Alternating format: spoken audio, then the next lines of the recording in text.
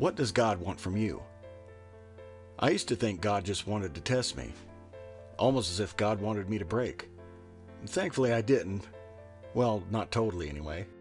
I felt as if God wanted nothing more than to torture me for some unknown sin I'd committed.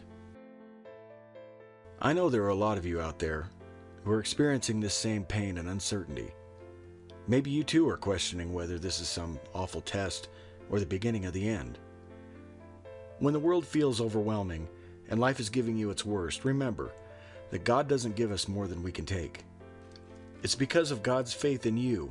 God thinks highly of you and believes that the trials you face will help you grow spiritually. I've never learned a lot when times were easy, but the hard times taught me everything. Not that I want any more testing. I'd like a little happiness now so that I can convey my message more easily.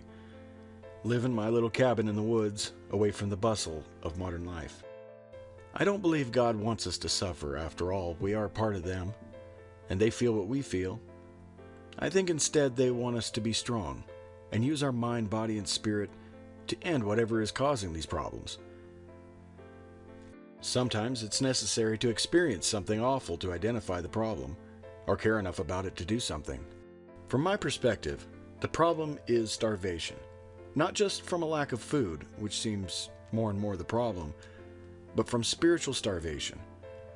If more people lived by a sound moral code, a lot of the world's problems would go away.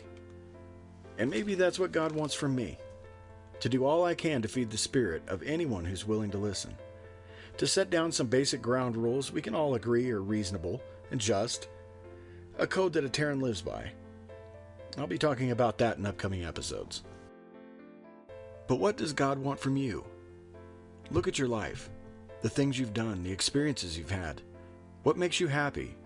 Is there something you're passionate about? Is there a job you'd love to do? These little things that you keep thinking about, that's God talking to you. They're trying to show you something you might have missed, some great destiny that's waiting for you to put the pieces together. Being a positive force in this world is what God wants for all of us. Not to add to the fear, not to add to the injustice, not to add to the evil that seems to control this reality, but to shine a light on it and force it back into the shadows. Are you ready to become that positive force? Are you willing to stand up and let God know you're listening? That you're aware of your divine heritage and that your spark will never be extinguished? Then put away your fear, let go of the hate, and take the first step on the path of the Terran. Tonight before you go to sleep, say this prayer, but only if you think you're ready to start the journey. God, I ask you for truth, no matter what the truth is. Show me the way and keep me from deception. Show me your will, so that I may understand and be closer to you. Simple enough, right? But saying this prayer can drastically change your perception of God. You'll start to see subtle signs everywhere. On rare occasions, you might start to see things that seem paranormal.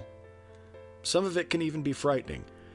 But no, it's for you, to help you understand, and you probably won't understand when these things happen, but you will eventually. Now you may be thinking, who's this crazy guy trying to get me roped into his crackpot religion? Well, being a Terran isn't about only following one teaching, or doing rituals, or basing all your beliefs on one book. The path of the Terran is a solitary journey. We must all look for answers wherever they may be. Even though I will be talking about my personal beliefs, that doesn't mean I expect everyone to agree with me. As in all things, we can't just take someone's word on something just because they say they know. The truth is hidden. It's rarely ever found without some work. It won't be long before you start to see the truth about everything, so don't embark on this quest lightly. It's only for those who are ready for the veil to come down.